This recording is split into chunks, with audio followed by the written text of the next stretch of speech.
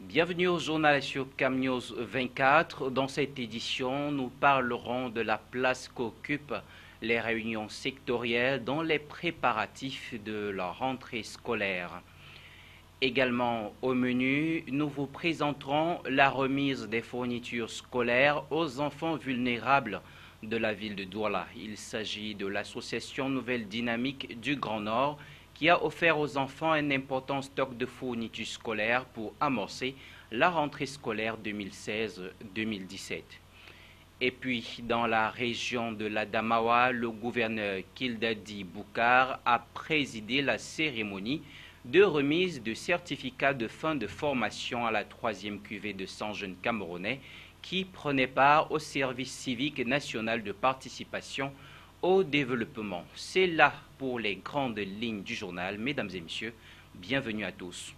Nous vous l'annoncions il y a quelques instants à Gaoundéré, chef-lieu de la région de l'Adamawa, le gouverneur Kildadi Boukar a présidé la cérémonie de remise des certificats de fin de formation à la 3e cuvée de 100 jeunes Camerounais qui prenaient part au service civique national de participation au développement. Ils sont âgés entre 17 et 21 ans.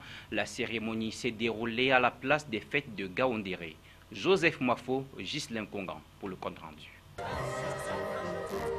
La formation de cette 3e cuvée des appelés au service civique de participation au développement vise à développer chez les jeunes les valeurs citoyennes, favorisant l'édification d'un Cameroun Spirit. Il s'agit d'en faire des citoyens modèles en phase avec les évolutions et les projections de développement du pays et pleinement engagés dans la réussite à leur niveau respectif des grands chantiers de construction nationale. L'agence du service civique de participation au développement est investie d'une mission de mobilisation des énergies pour le développement économique, social et culturel du pays, de promotion du sentiment national et patriotique, du sens de la discipline, de la tolérance, de l'intérêt général, de la dignité au travail, de l'esprit civique et de la culture de la paix. C'est le 1er septembre 2016 qu'a lieu à Ngaoundéré la cérémonie de remise des certificats de fin de formation à 100 jeunes venant des 5 départements que compte la région Château-d'Eau du pays. Afin d'atteindre les objectifs de la formation, un projet pédagogique a été adapté à la cible.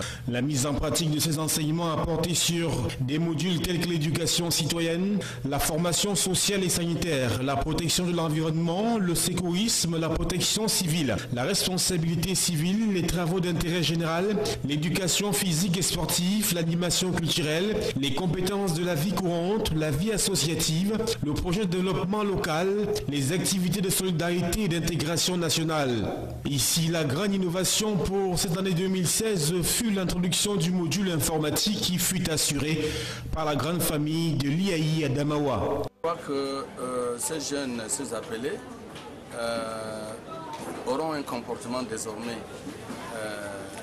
convenable qui va trancher avec le comportement de ceux qui n'ont pas eu la chance de participer à cette séance de formation.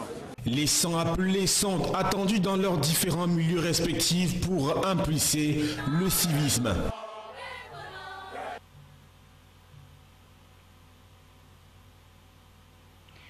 L'association Nouvelle Dynamique du Grand Nord, au chevet des enfants vulnérables dans la ville de Douala. Ce samedi, elle a procédé à une remise de dons constitués de fournitures scolaires à ses enfants afin qu'ils puissent entamer la nouvelle année scolaire dans de meilleures conditions. C'était au cours d'une cérémonie présidée par Madame le délégué des affaires sociales du littoral. À Diputo, Josué Gangan.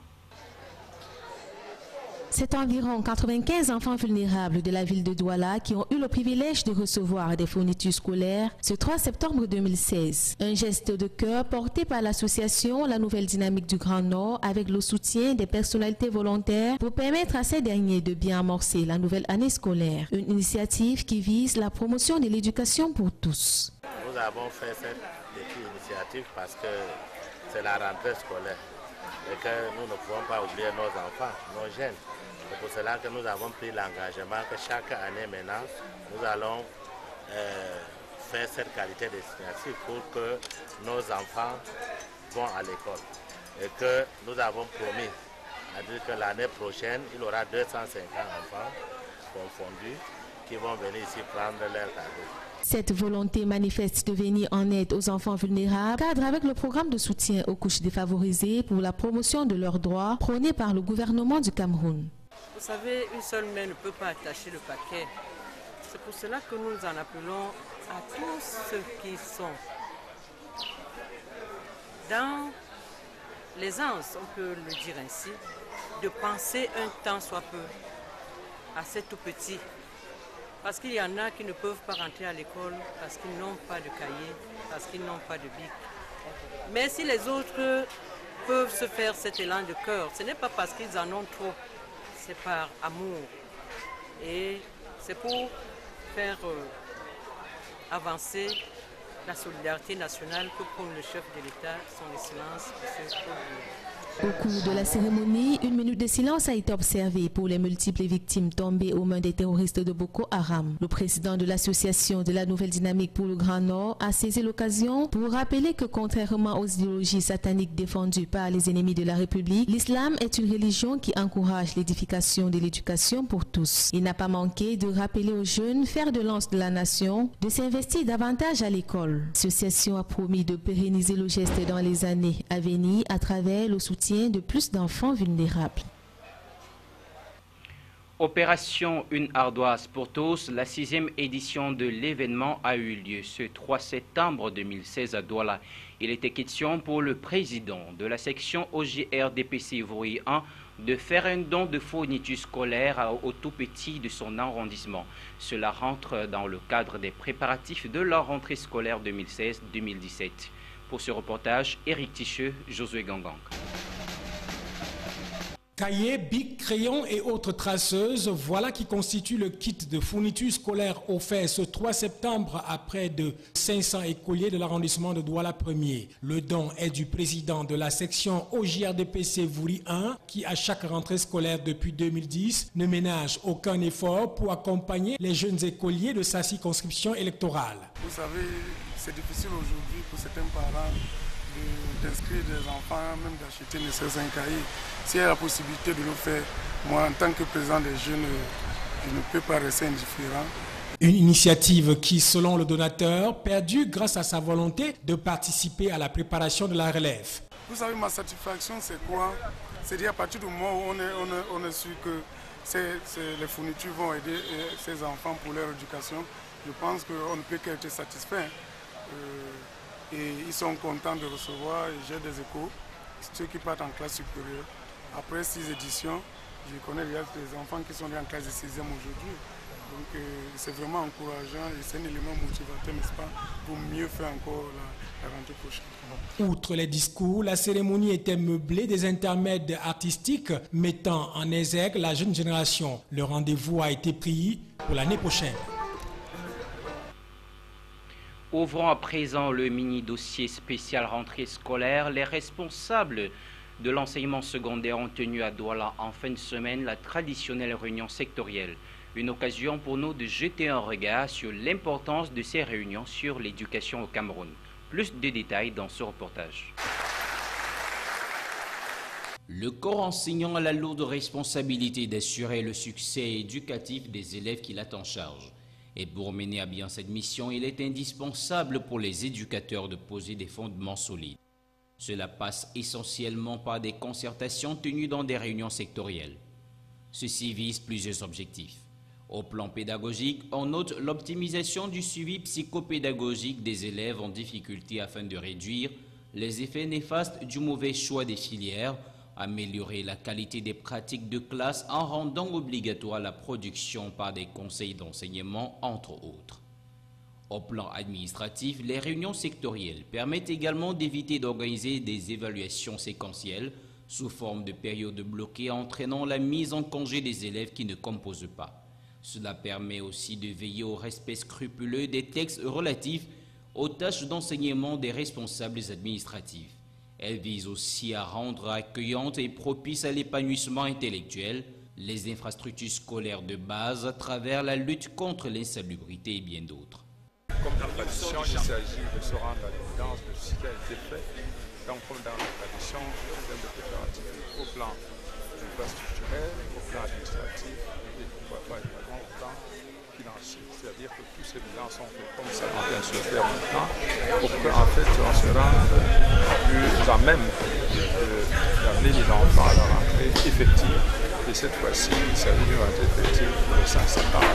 Donc toutes ces activités qu'on peut nous mettre en phase avec l'esprit, il voudrait qu'avant quelques heures ou quelques jours avant la rentrée, nous soyons sûrs que la rentrée va être. On peut donc dire qu'il y a beaucoup à améliorer compte tenu de la courbe décroissante du succès aux examens officiels au Cameroun depuis les 3 dernières années. Les réunions sectorielles sont donc d'une importance assez capitale pour l'éducation au Cameroun. Reste à leurs organisateurs de les rendre plus productives, comme pour dire qui veut aller loin ménage sa monture. Parlons à présent de la sécurité dans les établissements scolaires. Plusieurs lycées et collèges de la ville de Douala sont en proie à l'insécurité à cause de l'absence d'une clôture qui encadre les bâtiments. C'est le cas du lycée bilingue de Niala qui attend toujours la construction de sa clôture, inscrit dans le programme d'investissement public du département du Vouri. État des lieux au lycée bilingue de Niala, Éric Ticheux.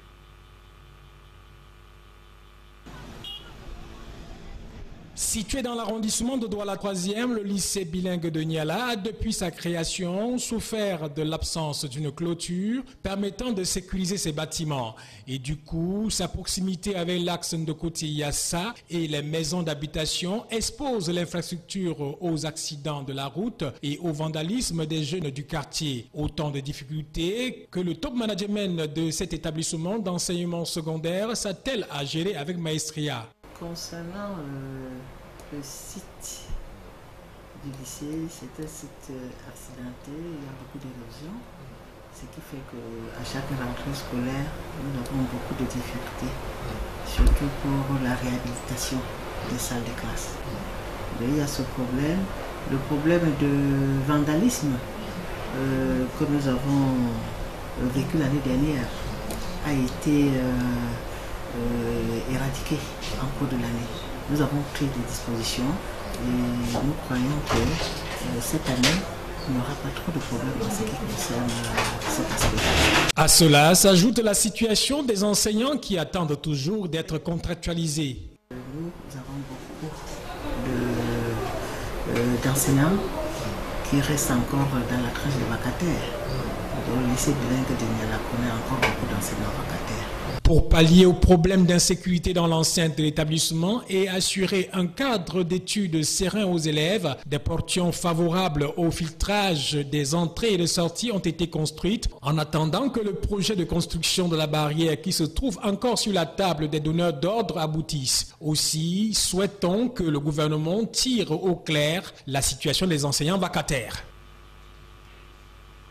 Trouver un espace pour la pratique de l'activité sportive dans les établissements scolaires, privés, lycées et collèges sont une équation difficile à résoudre. Conséquence, les élèves sont obligés de parcourir parfois des kilomètres pour allier les aires de jeu louées par certains établissements. D'autres sont même soumis le plus souvent à la non-pratique du sport, faute de terrain ou aire de jeu. Et pourtant, l'éducation physique et sportive est une discipline dont le coefficient est pris en compte dans les différents examens officiels. Michel Ateba pour l'économie de cet élément. La pratique de l'éducation physique sportive, que ce soit dans le primaire ou le secondaire, n'est plus une activité facultative, même pour les cas d'inaptitude. En d'autres termes, faire le sport est désormais obligatoire pour tous les élèves du système éducatif francophone camerounais, communément appelé matière ou discipline. L'activité sportive dans les écoles primaires, secondaires, publiques ou privées est coefficiée désormais, c'est-à-dire prise en compte comme toute autre matière dans les différents examens officiels, le CEP, le BEPC, probatoire et le baccalauréat. C'est donc dire que dès le primaire, l'élève apprend à pratiquer le sport comme on apprend les mathématiques, le calcul mental, le français, l'histoire-géographie, l'anglais ou encore d'autres matières. Mais pour le faire, il faut créer les aires de jeu, des complexes sportifs ou encore des gymnases. Malheureusement au Cameroun, les statistiques à ce sujet font froid au dos. Sur 10 écoles primaires et institutions secondaires, 7 ne favorisent pas l'activité sportive. Ici, le manque ou encore l'insuffisance des infrastructures sportives est le nœud du problème. Conséquence, certains élèves découvrent le sport au lycée et parfois en classe de 6e pour les plus chanceux. D'autres, par contre, c'est en classe de 3e qu'ils font face à la dure réalité. Sur les raisons énumérées plus haut, peuvent s'ajouter d'autres. L'inconscience de certains chefs d'établissement privés ou encore les détournements des fonds alloués pour la construction des infrastructures sportives dans les établissements publics. Tout ceci pénalise les élèves qui ne demandent qu'à s'épanouir tout au long de l'année scolaire sur le plan sportif. Et dans le département du Vouri, notre reporter a rencontré le délégué départemental du MINSEC. Je vous propose de l'écouter.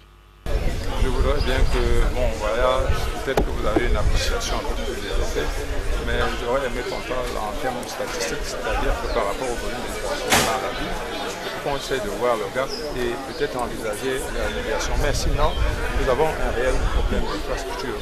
Tout simplement, le volet aire de jeu, nous savons qu'à Douala, nous avons perdu depuis quelque temps certains espaces. Je vais citer quelques cas. Nous avons un lycée comme le lycée de Makepe, nous avons également un lycée comme celui de Makepe particulièrement, et même le lycée Mongo-Joseph, où les espaces prévus ont été justement mis en mal par l'institution citoyenne, au point aujourd'hui, partie de plus de 2 hectares, par exemple, le lycée Mongo-Joseph se retrouve confiné dans moins d'1 hectare. Il en est de même du lycée Mongo.